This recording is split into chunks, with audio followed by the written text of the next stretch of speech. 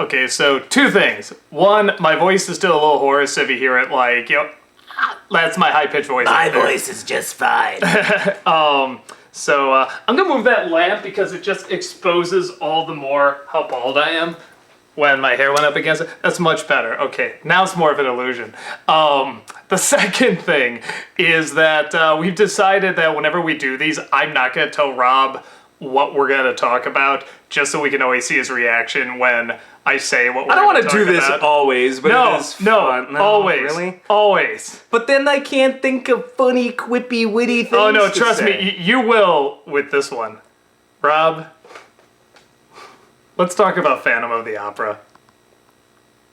Let's talk about like the only Broadway musical we grew up with, legitimately really liked, knew the songs, knew the lyrics and everything, and then saw the guy who did the back credit card bring what we always imagined would be a phenomenal film, practically gift-wrapped film, to us. So be it! Let it be war upon you both! You and Joe Schumacher! Oh my god! No, there's actually a lot of truth to fucking that. hate this movie. You wanna know what's so funny? I don't like this movie. I surprisingly don't hate it. It's clearly not very good. It's so insufferable to get through. Here's the thing, because we did grow up with this, and I think growing up, we used to say, like, it was kind of like our fan fiction. We'd be like, what if we did a movie? Like, what would it be? How would we shoot it? How would we do this thing? You shut up, you're making us sound like 12-year-old girls. No, because this is our one. Okay, this is like our one that we did, where we imagined we did a movie. It is the most like emo gothiest of all those. Yeah, because we love gothic stuff. We love great architecture. We love Batman and like Haunted Mansion, the Twilight Zones and stuff like that. So this was like really, really cool, and it was just surrounded in that. The musical was just surrounded in this great design, and even people who like didn't like the musical, say, but the production was amazing. It looked phenomenal. So that's what 80s musicals were about. You didn't have to be a good musical. You just had to put on a spectacle. Yeah. That's still kind of the case. I was gonna say Lion King has a little bit of that. Oh, dude. Hey, no. it's amazing. Oh. The songs are still shit. Even be prepared, they kind of Elton pussy John's down. gonna sue your ass. But I've just lost like half of you. But again, we only grew up with one Broadway show, so what can you expect? They're not from even us? listening. They're just typing away right now. You son of a bitch. Listen, alone. It started with us saying we hate Phantom of the Opera. That was one half, and now the other half is like, Lion King. So no, we really like the musical growing up, even though we know it doesn't always make sense and there's tons of things wrong with it. But the stuff that really hit us just hit us so strong and was so cool. So when this movie comes along, as soon as we heard Schumacher, we're like, oh no. I was just in it for Michael Crawford's falsetto. Oh no. And then I saw the pictures, because this is before there wasn't that much internet yet. I saw pictures in a magazine, and I thought it was the rap party. I didn't think these were actual pictures from the movie. Because if you see the Phantom, Gerard Butler, of course that's not the Phantom. What are they talking about? The mask is like that big. He's this super good-looking built guy, and it's like, no, that's clearly not the Phantom. And then I saw the trailer, and I'm like, well, some of it looked visually interesting. Maybe it'll work. And then they played just a little snippet of him singing, and I'm like, that didn't just happen. That didn't just happen. It's like that scene in Mars Attacks with Joe Don Baker. No, change the channel. That didn't happen. We remember more scenes from Mars Attacks than we do this Phantom. I think just everything about the movie is so amateurish. That's what bothers me. Like the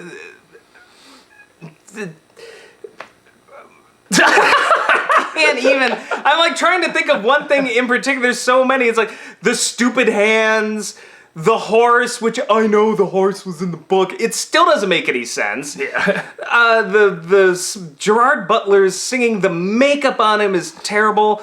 The I love how tripping over your words you are. The freaking cinematography, like, it's a fucking musical, and I swear the camera never moves. It's like, let's just slowly pan around and watch two people fucking stand there and sing. And even something Nothing like... is happening? You look at something like, I know we're not the biggest fans of Moulin. You hate Moulin Rouge more than I do. I mean, like, it's all right. But, like, you watch something like Moulin Rouge, and it's just like, there's kinetic energy. Oh, yeah, and it's shot People beautifully. moving. Yeah. It's shot beautifully. It's just like, all of the tricks kind of make you forget it's a stupid story. It's just like, Nah, not me, but I know what you're talking about. But this one, it's just like, it's just like, Joel, what do you want us to do? Point the camera, and you stand there and sing. Like, that's every fucking scene. The lighting is, for a movie that's supposed to be like, the dark, gothic, the lighting is just terrible. You're in yellow throughout the whole thing. Not only you're in yellow, but it's literally like they just turned, like, office lights on. Like, it's that bright, washed out, uninteresting, it's like you're stuck in a cubicle. We'll talk about, you want harsh shadows in this, and everything We need more pink, and you're in yellow. It's not bright enough to be like, wow, that visually is interesting, and it's not dark enough to be visually interesting. It's that horrible in between. And, with something like Les Mis, like, even though it's like a lot of the cinematography, it's like, okay, a lot of these are really close, and it's kind of jumbled and stuff. Touch angle. Yeah, we know what they're going for, at least. It's supposed to look gritty, it's supposed to look real. Whether it fits, is kind Whether of debatable. or not it works is not even the point. It's just they tried. Yeah, no, here it's obvious they're trying to go for the big sweeping spectacle musical, but it's not done that way. It's not done with respect to the songs that, like, hey, this would be good for a whooshing shot, or this would be great for a crane shot or a close-up or whatever. It's literally like a TV movie. Like, it's just shot like a very expensive TV movie. Like, let's not do anything fancy, just let them talk, do their thing, and then just the randomness of, like, some songs, they drop some of the lyrics, they start speaking instead of singing, and why? The acting from just about everybody is just, it's just flatline. It's just like dead on arrival. The only actor, two actually, Minnie Driver was fun, even though they're very different from the original. I actually thought, in comparison to the others, Raoul wasn't that bad. Because he suffers the same problem that the musical version did, which is he's too perfect. He's too. I'm your fop. Yeah, I'm your romance novel cover and stuff. But with that in mind, I thought he actually had a little bit. You literally could have put a yellow mop in a tuxedo and stuck it there, and it's the same thing. And I will say this in the film's defense: the musical did kind of the same thing. Yeah. It's just he's just. In my opinion, the musical did even a little worse. You could tell that basically Andrew Lloyd Webber has a hard-on for the Phantom. That he's like, this is the Phantom story, and the Phantom secretly I wish he could win, and this and that. Well, that's why I wrote that horrible sequel. Yeah, I have not seen. I didn't even know that existed until Beth mentioned it. Oh yeah, no, when she was describing the plot, I'm like, oh my god, is this real? But so you can tell he has like a hard-on for that character to the point that he's just like, fuck Raoul. Like, it's just like he's just this bland. Christine goes with Raoul at the end, but you could tell, like, all of Webber's sympathies are with the Phantom. Well, and all the funny thing is that there's one of the reasons I didn't dislike it as much as everybody else, even though I don't like it, is that, I'm thinking of some things that Schumacher usually does okay. The one thing he always does well, even if the cinematography is not that great, he knows how to show off the sets. And when there's a big, huge, cool-looking set, he does his best to show off the size of it and how gigantic it is. But then when he... But underground! Yeah, but underground, where that's supposed to be giant and massive... Dark and gothic. Yeah, and it's just these little ways you can... Like, he's rowing this boat, it's like, I feel you could walk that water. They do walk in that water. It's a fun... Yeah. Later. It's like a fun house. It's like that Hall of Mirrors or something, or like, it's like a bad fun house you walk through. Like, you want people banging on the walls, like, boom, boom, boom, boo! Like, lame! Shooting everything in bright yellows and pinks, by the way, underground, does not make it scary. Well, makes it silly. Well, even the production of the Phantom is very... And, you gotta make differences, that's fine. But the production of the Phantom Broadway musical looks so much nicer and grander and more gothic and blue and gray, and so that when the red came in, it just... leaped out at you when Red Death comes in and gets all that blue and they're purple. All like that, like outside of like the little productions they do within the show, they're all like anything surrounding the Phantom and even like the graveyard and the rooftop, they're all like these kind of Van Gogh blue tones offset by like the yellow of candles. And it's beautiful. It's spooky. That's what it's called the Phantom of the Opera, not... I can't. I just love how much you're tripping over your words. And you know, some things they moved around I was kind of okay with. I didn't mind the chandelier being moved to the end. I'm like, okay, climax. I'm not gonna be too I upset don't care about that because Um, that makes more sense. They only did that, I think, in the Broadway production because you had to bring that chandelier back up during the intermission. I like for time wise, I like that they cut the second notes song, which does not hold up as well as I thought. Like, even in the musical, I listened to it again, I'm like, man, this is not as fast and clever as I thought it was. Because, like, when you're a kid, you think that, you know, it's just so quick and cool and the lyrics and everything, and half the lyrics don't make sense and it's a little slower. So they cut the second one and move it to the masquerade scene, which I thought that was kind of clever. But aside from that, and I like the way they do the transformation of the chandelier rising up at the beginning and the flame coming in the little stage lights. And I thought that was very effective. That's like, yes, that's what should have been done. I can't think of anything else that was like, that was a good move. That was smart. That made this better. No, honestly, I thought the ending was terrible. I didn't need to see Raoul at the graveside with the... There was no point. There was no, like... You got everything in that opening Give me the already. mystery! I don't want to know what happens after, like... Well, they already explained it. She's clearly dead. You know, clutch in peace indeed. In the musical, it's like a framing device to open in the past, and Raoul gets the fucking stupid monkey. I never really got what was up with that monkey. No. Even in the musical, I'm just like, that's great. Glad you like the monkey, Christine. Like, Spank the monkey. Ooh, ah! I can't do the high pitch right now, sorry. But in the movie, there's just no point to it. Like, I guess I will say this. In the movie, at least with the intro, it's cool to see the opera house come to life. That was one of the few good scenes. And the chandelier falling was pretty cool. But there's so many random things. The Phantom was, like, supposed to be spooky. Like, even in the book, I think he was like Persian or something. He had like a magician sort of background. He was like a master illusionist. He had been around in carnivals as like the freak show or whatever. And like in the musical, it's like he shoots like fireballs in the graveyard scene, this and that. And in this one, he's just like, it's a sword fight. It's not even a good sword fight. It's a lame sword fight. And he gets bested and he's sitting there on the ground like...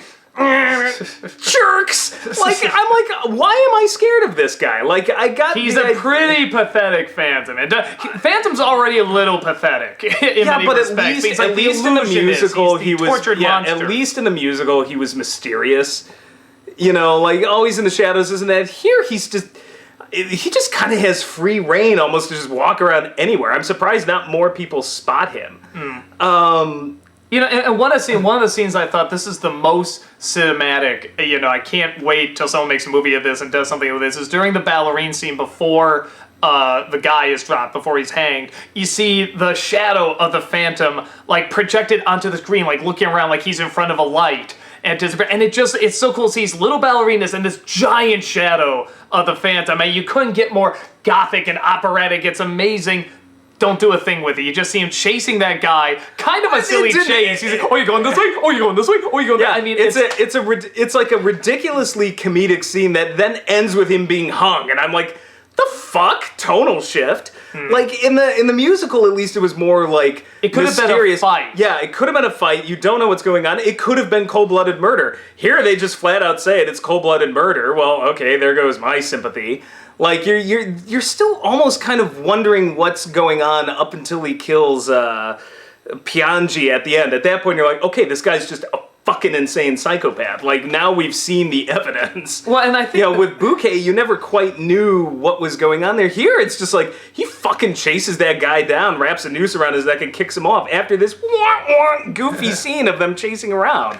It just makes no sense. I get a feeling like, with the exception of like maybe Marvel movies or a few other films, there's this sense that everything has to be explained now in movies. And I think in sort of these classic stories and on Broadway and in musicals and comic book films, not everything does. And when you have that mystery there, it keeps it a little open for you to fill in the blanks.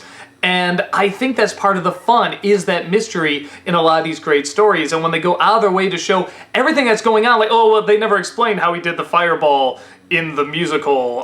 Who gives a fuck? Yeah, it's like, no, that's so we'll make it a sword fight. It's like, no, that's part of the fun, is the illusion. How does he do the mirror? How does he do all these but things? here's what drives And me you know nuts. he's an illusionist. But here's what drives me nuts. It's inconsistent. Because literally they're like, oh, well, we're going to change it to a sword fight and this and that and try to explain some of it or cut out the mystical magical elements. But you got fucking candles rising from you got the moving water arms. like they did in the musical that turn on magically. How the fuck did he do that? What's with all the hands? Like, some people are like, well, Christine's dreaming, she's been drugged or whatever, and... What? Where was that?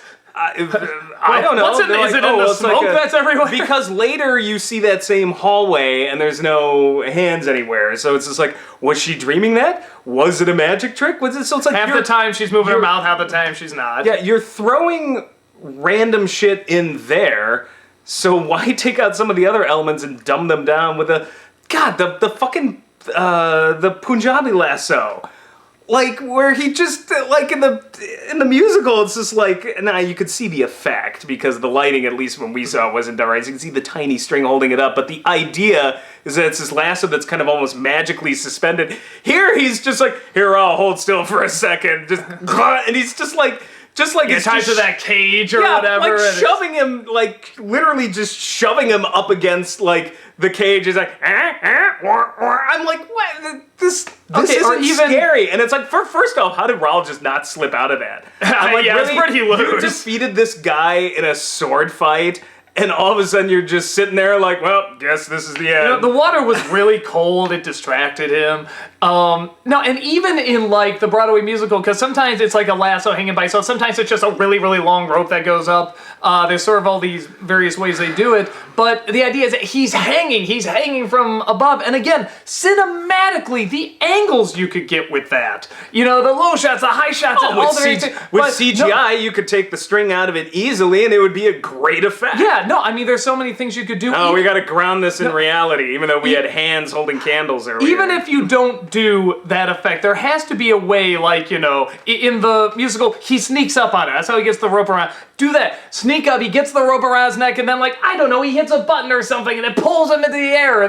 He's an illusionist. He can do something just cinematically. Isn't that so much more interesting than just the three of them just sort of standing there so awkwardly and just kind of singing back and forth? I mean, it's like, you could spin the camera around with all of them singing and him hanging up there, and so many things you could do, and it just feels like a million wasted opportunities on something that's practically handed to you saying, make me awesome. Can we talk about the casting too? Because the only two that are perfectly cast are Miranda Richardson and Minnie Driver. Yeah, the Brits. They're the only two that I think realize they're in junk. Like, I think they realize, like, oh, this is silly, stupid, we'll do whatever the hell we want. And, yeah, so the two Brits come out they're hilarious.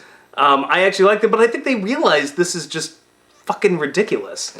But, you know, the Raoul didn't leave much of an impression.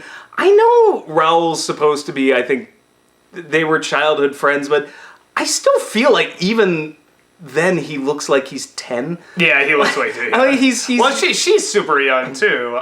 He carries himself much more like a 15-year-old than, like, I felt like somebody who's really supposed to, like, take Christine and be like, babe, I'm here to protect you, no more worries, you know, dry your tears, this and that. I wasn't feeling the confidence from him because he has a voice like this. He reminds me kind of like it's very Leonardo DiCaprio. He reminds me of Cyclops from the X-Men movies. It's like, okay, you're not like bad or anything, but you're not Cyclops. I will give the original Raoul from the London cast recording this. He had, like, kind of this deeper voice. Yeah, he was a man, yeah, and it's well, and I mean, corny, he was, and it's yeah, and I mean, good. he was actually an older, like, he was probably everybody was late 30s, yeah, 40s. Sarah Brightman, she clearly wasn't 16. Yeah, you know, but it at least the voice carried it. Mm-hmm. So I'm like, okay, I believe this guy when he says, like, I will fucking protect you. Yeah. Like, when this kid is just, like, you know, he's not terrible, but it's just like, you know, no more talk of... I'm like,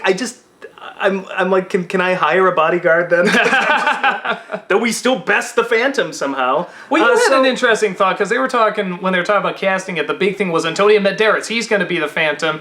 And neither of us thought he was, like, a great singer, like the perfect... Again, he was too sexy. You can't get a guy... Too sexy! Like the SNL sketch. But you can't get a guy who's, like, a sexy Phantom, like, visually. It's more psychologically. It's like Dracula, though Dracula sometimes can be visually sexy, but it's very much the psychology. It's about power. Yeah, it's the power struggle and control.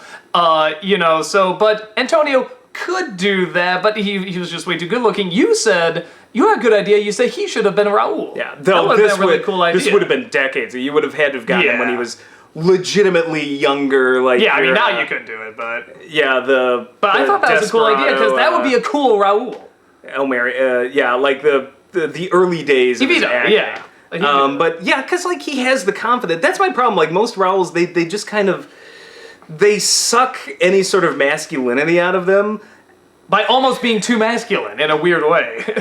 Do what you like, only free her. I mean, it's like, and same thing in free her. He's got the long hair. Well, they're just trying too hard. They're miscasting, and I feel like if you're going to create a counterpoint to the Phantom, I feel like there's been this misjudgment that, you have to get somebody who is so light and airy and the opposite, and I'm like, I don't necessarily buy that. Like, I think you could have two guys that are more equally matched. It's just one's a psychopath and one actually cares about it. But I always look, particularly in the musical, I always look like, why does she go with Raoul? I mean, I'm like, the Phantom's so much more interesting. And it's clear that was Andrew Lloyd Webber's, take on it. And I think he did that on purpose. But it does bother me because I feel like this should be more of a no contest and the decision should make sense. And in the end, I'm just like, maybe if he just didn't kill a guy or two, he may have been able to get away with this. Well, to be fair, that's kind of a biggie. There would be no competition otherwise. And I feel like there should be real competition if you're going to do a love triangle. Yeah, I mean, he does that. He does the one song, the "All I Ask of You" song, and it's like, okay, like a lot of people like that song, but yeah, and I think it's kind of it. I mean, he comes after her, and then of course he just basically puts her out there as bait. Like, so I don't know, but so I feel like Raoul was miscast. Christine, I'll get hell for this. The voice is fine. I don't have a problem with the voice. It's the wrong voice though.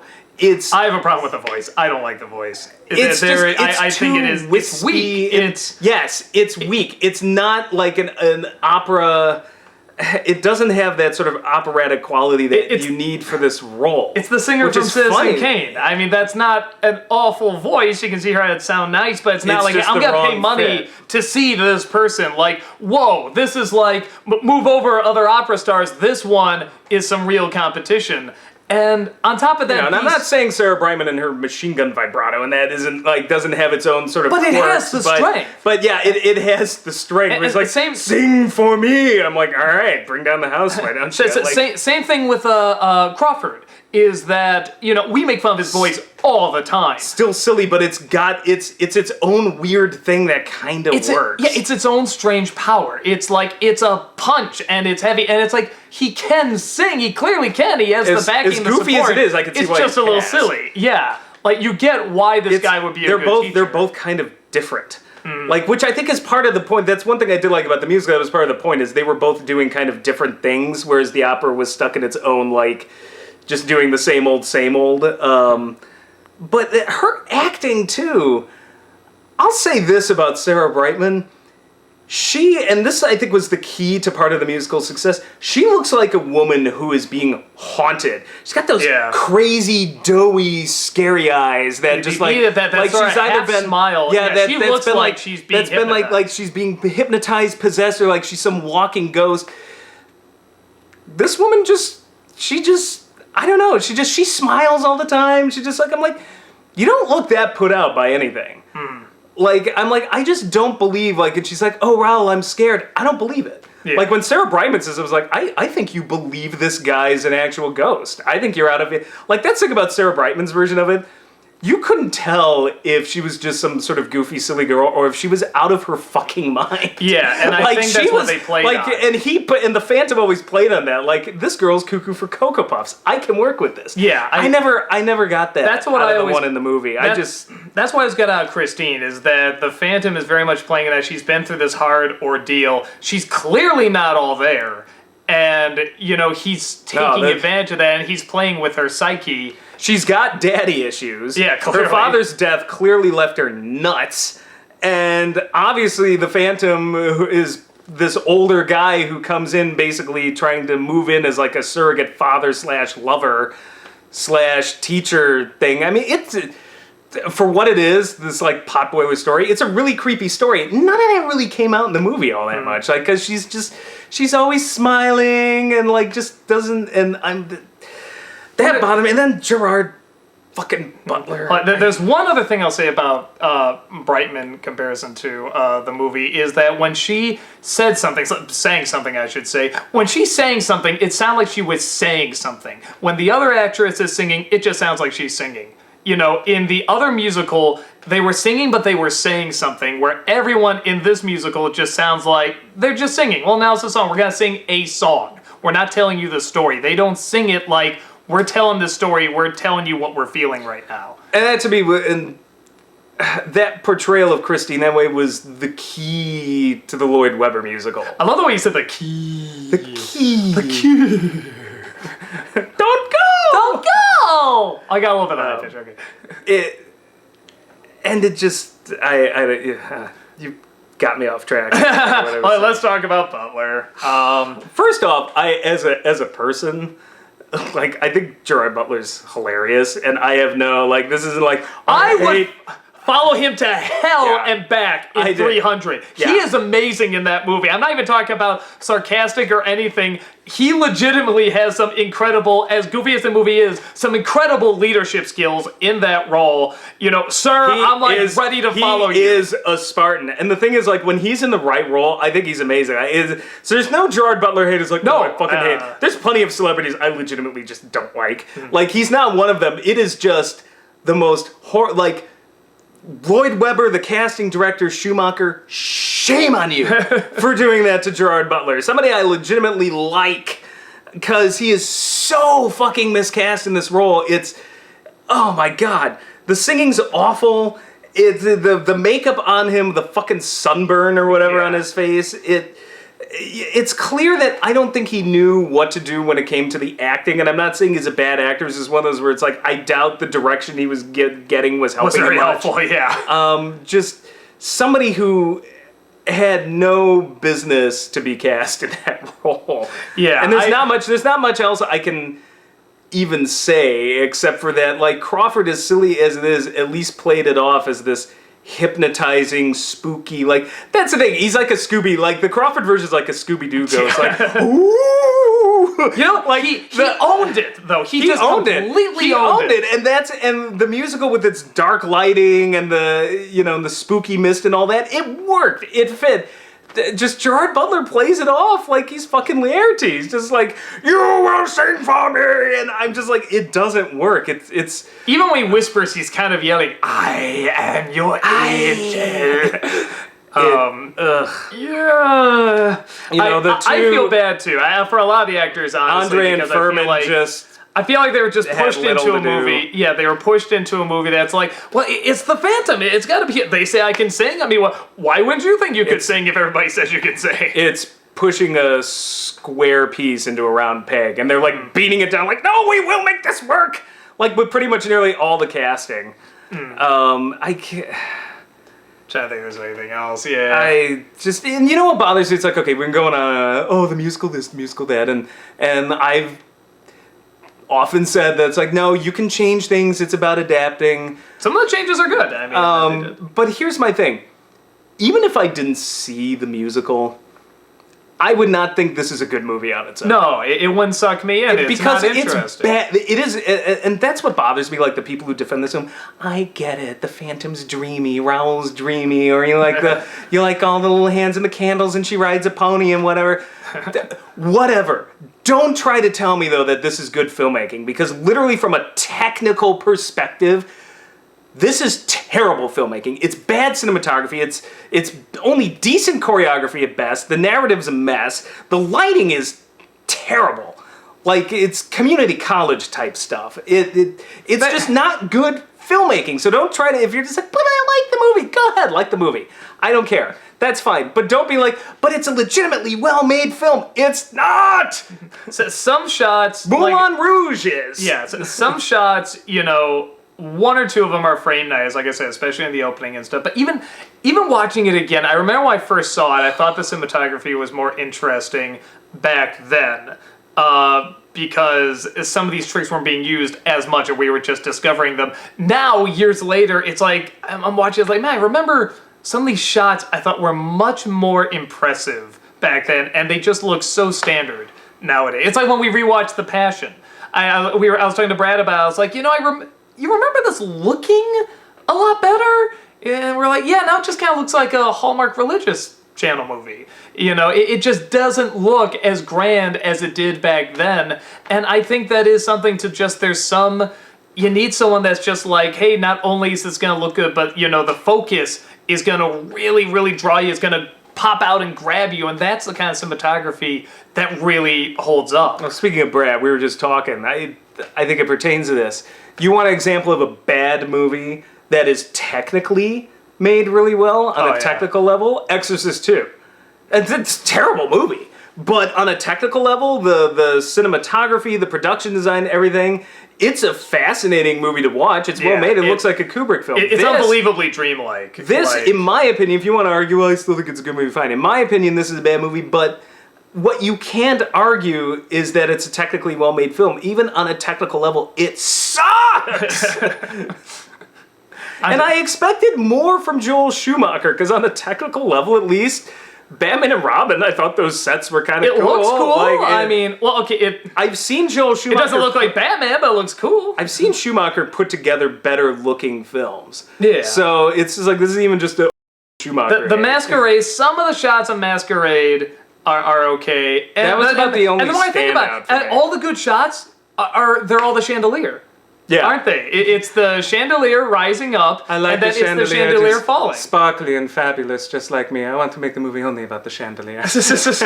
You're making some foreign there, is it? He's a bubbly guy, and everyone says it's so romantic. Joel, it's such a romantic. You know what? It's because in my head I always get him and like Jan de Bont. I can say they look alike. I throw them into the same category of like they should all have a vague accent. I always feel really bad ripping into Schumacher because every time it's like ripping into Gary Marshall. Every time I see an interview with this person, he seems so sweet and so nice, and I'm sure he is. I'm sure he's. You know who I don't have a problem ripping into? Lloyd Webber. Yeah, he's an asshole. Yeah, like everyone's like, what? And I will say in Schumacher's defense, you never know when a movie's being made how much maybe Schumacher's just was doing this for a paycheck.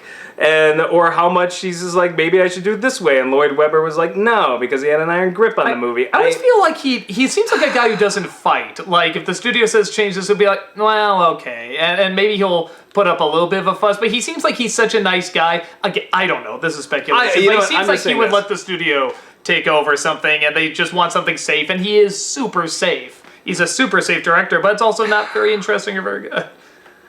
It may be the nail in the coffin for me over what to make of Joel Schumacher, this movie, just because I feel like he kind of peaked early on decent films, and then just it's gotten increasingly worse, and I don't know. I will say this, in defense, when it comes to him directing this film, he's done better.